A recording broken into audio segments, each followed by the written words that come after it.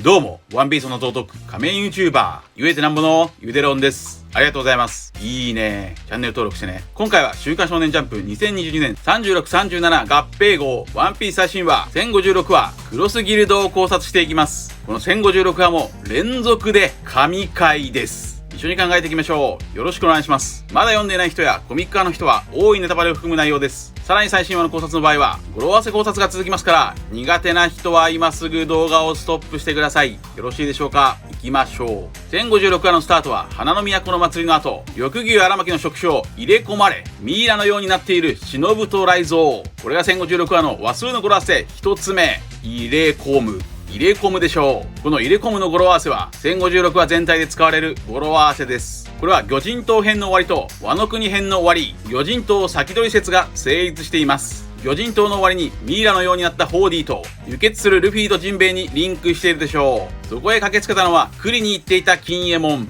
右衛門は妻である鶴と一緒に焼かれたおこぼれ町を見に行っており、鶴は左目付近に火傷を負ったが命は無事だったといいます。そして金右衛門と鶴は何やら二人とも顔をあからめており、これは雷蔵が緑牛荒牧に触手を入れ込まれていた時、金右衛門は20年ぶりに鶴に入れ込んでいた表裏一体。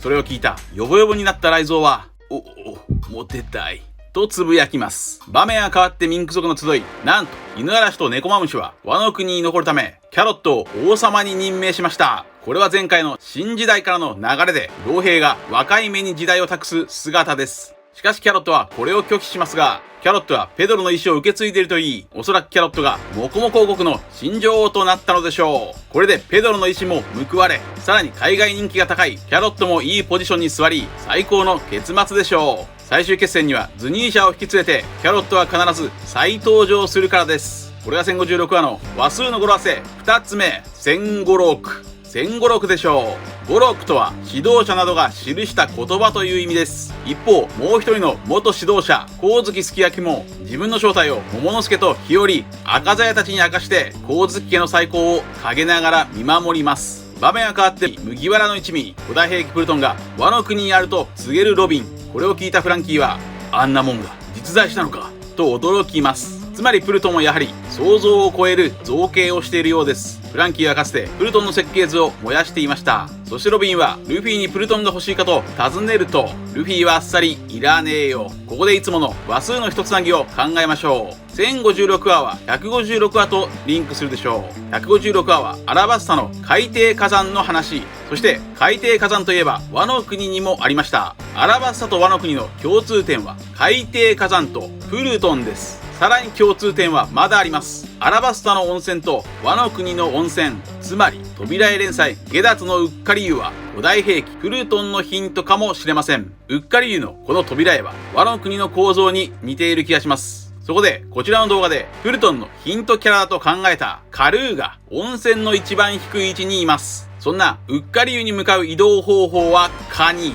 アラバスタのカニとワノ国に現れたニカ。そして温泉を掘り当てたのはモグラの土番長。ワノ国への入り口はモグラ港。さらに温泉の中央にはイガラム。イガラムとは元ミスター8。それは8です。つまりハデス。ハデスとはプルトンの別名。そんなイガラムはいつも喉を枯らしていました。つまりカラス。やはりプルトンの正体はヤタガラスかもしれません。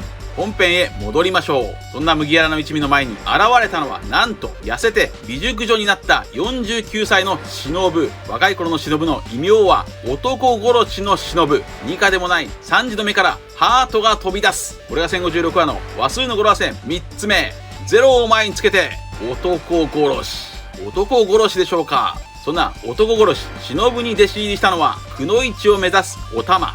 おたまはニンニンと強くなるから今度会う時は仲間に入れてけろとルフィにお願いすると、忍術が使えたらなと承諾。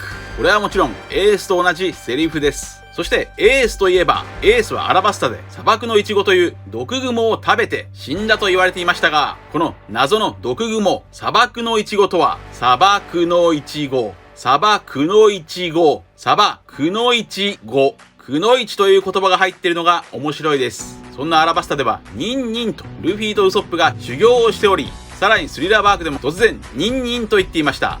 もしかすると初期構想ではワノ国でくのいちが仲間になる予定だったかもしれません。とにかくこの1056話でお玉の10人目の可能性は消えたのかもしれません。本編に戻りましょう。そんなプルトンの話をまたもやカリブーが聞いていました。これでカリブーはポセイドンとプルトン2つの古代兵器のありかを手に入れました。これはもちろんまたもや魚人島先取り説が成立しました。そしてカリブーが言うあの人とは誰でしょうか。こちらの動画ではカリブーを表すイメージは神であると考え、その時神と呼ばれていたのは天竜人だけでしたから、カリブーは天竜人側に古代兵器をリークすると考えましたが、その後太陽の神ニカが現れたことや、カリブーが扉絵で解放の戦士ニカと同じように労働者を解放していたことから、カリブーが表すイメージは太陽の神ニカであり、それは表裏一体であると考えました。となると太陽の反対は闇、黒ひげこそがあの人でしょうか。ただし黒ひげの趣味は歴史研究であり、さらに白ひげの縄張り、魚人島を熟知しているので、人魚姫の存在をすでに知っている可能性もあります。場面は桃之助。桃之助は都を見下ろして考え事をしており、将軍と呼ばれても無反応。ここで桃之助はゾロに剣術を教わろうとしていますから、おそらくワノ国を守るために自分が強くなる決意をしていたのでしょう。しかしすでにゾロや麦わらの一味はいません。どうやら麦わらの一味は桃之助、金右衛門、そして大和の3人以外には別れの挨拶をして港へ向かったようです。なぜこの3人には別れの挨拶をしなかったのでしょうか。これはおそらくこの3人がルフィにとって特別だからでしょう。この3人をルフィはすでに仲間だと認めていると。だから別れの挨拶は必要ない。サニー号に乗ってついてくるかどうか、自分たちの航路はそれぞれで決めてくれと。いやいや、桃之助と金右衛門は一緒に長く旅をしたけど、大和は鬼ヶ島で出会っただけじゃんと思うかもしれませんが、1056話とつながる156話のボンちゃん曰く、友情ってやつは付き合った時間とは関係ナッシン。女男のボンちゃんと男女の大和がつながる。そんな大和は屋根の上からワノ国を見渡して、決めたぞ、ルフィたちのところへ行くか。僕は光月おでんのように生きる。この2年間何度も考えてきた麦わらの一味10人目の本命、大和の仲間入り。それは10人目。大和は自称おでん。ここからは願望も込めて大和10人目最終考察を行いましょう。ここからは他の方の理論を否定する形になるので心苦しく申し訳ないのですが、まず大和10人目議論でよく言われているのは、ルフィは大和のことを山尾とあだ名で呼んでいるから大和は仲間にならない説。この理論については、ルフィは過去にチョッパーをトナカイ、フランキーを海水パンツ、ブルックをコロボックルなど、ルフィは仲間になる前にあだ名で呼んでいますから、この理論は成立していません。次にビブルカードの番号問題。大和のビブルカードの固有番号は1578番ですから、麦わらの一味が1番から10番までなら、大和だけ並びがおかしくなり違和感がすごいです。しかしこれは盲点。そうではないと気づきました。小田先生発案、完全監修のこのビブルカード、そのコンセプトは自由に更新できるファンブック。真面目な人は番号順に並べたくなるでしょう。しかし番号順に並べなくてもいいと小田先生は言っています。例えば数字は無視して血液型順に並べてもいい。つまりビブルカードの番号は無視できる。次に大和の能力、大口の真神はワノ国の守り神なんだからワノ国に残りそうという説。これは守り神になれと言われたのは赤鞘たちであり、大和はそんなことを言われていません。次に考えたいのは大和のセリフ、おでんのように生きる。おでんの夢はワノ国の開国ですから、桃之助が開国するまでワノ国に残るという理論はあるでしょう。しかしこれも違和感があります。大和がもしも桃之助のためにワノ国に残ったら、緑牛戦で見せた桃之助の男気が台無しになります。だから大和のセリフ、決めたぞとは、ワノ国が侵略されないか心配だったが、桃之助の男気を見て桃之助を信じることを決めたと捉えます。つまり大和がおでんのように生きたいならワノ国から出るはずです。出るな。俺が一番嫌いなルール。おでん様の口癖はこうだ。窮屈でござる。おでんのように自由に生きてみたいよ。10人目の仲間は世界で最も自由に憧れる大和しかいないでしょう。そしてルフィたちは現在トカゲ港にいます。トカゲ港とは958話おでん約束の港。これが1056話の話数の語呂合わせ3つ目。0を倍につけておでんの航路。おでんの航路でしょう。そんなヤマトが仲間になれば、小田先生も自由になれるはずです。世界中に巻き起こる表現規制、ポリコレの嵐。さらに青少年を健全に育成するため、保護者と教員で結成された PTA という名のクロスギルド。そういった組織や世界の流れにヤマトなら対抗できる。心が男の子である女、ジェンダーレスキャラ、ヤマトがいれば、いつでも無邪気なヤマトが生み出すラッキースケベを描けます。少年たちの夢は終わらねえ。そして次の1056話は157話とつながるでしょう。157話はエース登場。エースと関係が深いジンベエとヤマトを加えて仲間の印だ。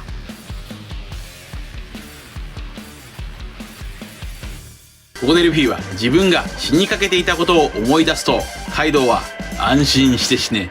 お前らの戦いは誰かが語り継ぐだろう。そう言うと、ルフィは、いらねえ。俺はそういうの。死んだらみんな骨だけだ。笑った。死の淵で笑うルフィは、まさに窮地ほど笑い、笑うほどニカ。そして1045話は、例によって145話につながるでしょう。145話は、受け継がれる意志。ルフィは1045話で自分の戦いは語り継がなくていいと言っていますが、ここでのポイントはヤマトです。ルフィ本人は自分のことを語り継がなくていいと言っていますが、ヤマトは見ています。ヤマトこそがこの戦いを語り継ぐかもしれません。こちらの動画では、ヤマトがもしも仲間になるなら、どんな職業ポジションを担うのか、それを考えました。こちらです。そして光月おでんのように公開日誌を書きたい。それは職業ポジション的には語り部なのかもしれません。つまりカイドウがルフィたちの戦いは誰かが語り継ぐだろうといった、その誰かとはカイドウ自身の娘ヤマトが語り継ぐ可能性。ヤマトが10人目の麦わらの一味の仲間なら、ヤマトの憧れ光月おでんのように公開日誌をつけながら旅ができます。さらにこれならキングにジョイボーイとも言われていた父親カイドウへの皮肉にもなります。以上の理由からヤマトが麦わらの一味10人目の仲間であると僕は考えます。本編に戻りましょう。場面はトカゲ港の三船長たち。ここでルフィとローの海賊同盟は解除され、ヒットとともに次の島をログポースが示す3つの島の行き先から選んでいます。これが1056話の話数の語呂合わせ4つ目、自由航路。自由航路でしょう。そんなやりとりの中でヒットは1枚のポスターを見せます。それはなんと4号バギーを中心に左右に配置されたクロコダイルとミホーク。中央のバギーはまるでロジャーのよう。その組織の名前はクロスギルド。クロスは海賊機の骨、ギルドとは組織。なんとバギーがミホークとクロコダイルを従えました。これも1056話の話数の語呂合わせ入れ込むでしょう。それはまさにドリームチームロックスの再来。そんなバギーは2年前に D の可能性を考えました。こちらです。そしてここまで考えてきて、自分でも信じがたいことにたどり着いてしまいました。 D の名を持つルフィや黒ひげ、ローのように夜明けや嵐を生み出せる隠された人物の存在、可能性です。僕ユーデロンが D かもしれないと考える人物、それはバギーです。頂上戦争でのミホークのセリフ、その場にいる者たちを次々に自分の味方につける。この海においてあの男は最も恐るべき力を持っているという恐るべき力をバギーも持っているのです。バギーもルフィと同じように頂上戦争から生還していますから、バギーもまた天に愛されている存在です。その後バギーは七部会占領道家のバギーとなった後、ルフィをしのぐ圧倒的な人望でバギーズデリバリーという海賊派遣会社を作り暗躍していました。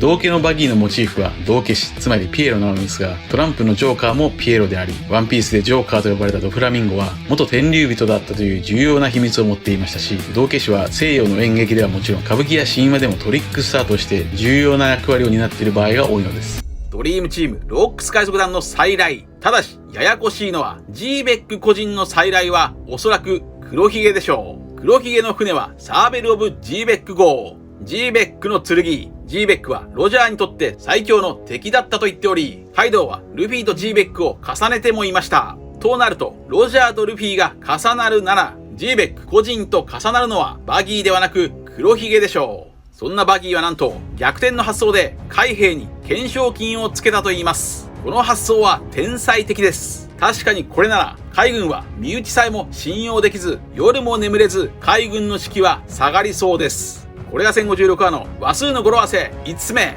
手柄。手柄でしょう。こちらは語呂合わせ予想のみ先週合致できました。それにしてもミホークとクロコダイルはなぜバギーの軍門に下ったのでしょうか。それは例えばバギーを4校、つまりおとりとして据えておけばクロコダイルやミホークにとって都合がいいでしょう。そんな話からローはロードポーネグリフの写しをキッドたちに律儀に渡します。これも語呂合わせ手柄であり、ローは手柄は山分けだと言います。そしてキッドはビッグマムが持っていたロードポーネグリフの写しを小生をボコボコにして盗ませたと言っているので、3船長ともにワンピースにリーチをかけた状態でワンピース争奪戦が始まりました。そしてここでキッドはワンピース争奪戦には火の傷の男を探す必要があると言います。その男がどこにいるか当てもないとも言います。なぜワンピース争奪戦に火の傷の男が必要なのか。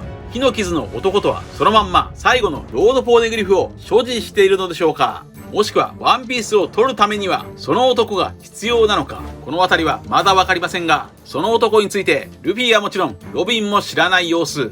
しかしローは何やらその男を知っていそうな顔をしています。火の傷の男とは誰でしょうか。シンプルに考えると左目に火傷を負った鶴がヒントとなってサボでしょうか。しかしサボは革命軍ですから探す手がかりはありますし、サボの異名は火の傷の男ではなく炎帝です。もう一つの可能性は青生地でしょう。青生地は赤犬のマグマにやられて左足を欠損しています。それはある意味で火の傷の男、しかもどこにいるかはわからない。そしてこちらの2年前の動画では海賊同盟を裏切るのはローではないかと考えました。この考察は外れていますが、しかしそこでローは青生地と手を組んでいると考えました。僕が考えるトラファルガー・ローがルフィとの海賊同盟の前に手を組んでいた大物、それは青生地です。青生地はなぜあの絶妙なタイミングでパンクハザードに現れてドフラミンゴを抑えたのでしょうか。それは例えばローと手を組んで人造悪魔の実スマイルの原料である SAD を破壊するためではないでしょうか。ちなみに青生地の新世界からの相棒にキャメルという巨大なペンギンがいますが、トラファルガー・ローが率いるハートの海賊団にもペンギンというキャラがいるというつながりがあります。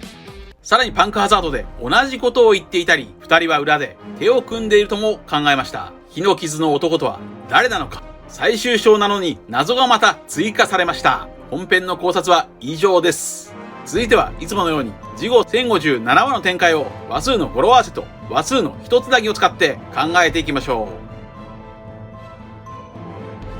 う。次号1057話の話数の語呂合わせ予想、一つ目は人の五難。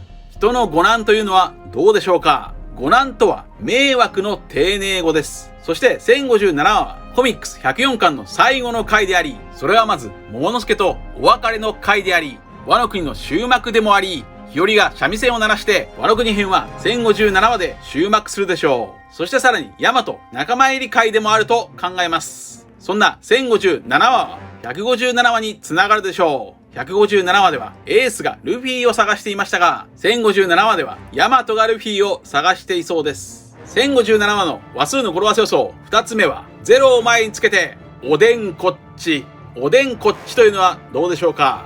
例えば遅れてきた自称おでんことヤマトが海も船もコチコチに凍らせながら無邪気に走ってくる。するとルフィもローもキッドも大迷惑。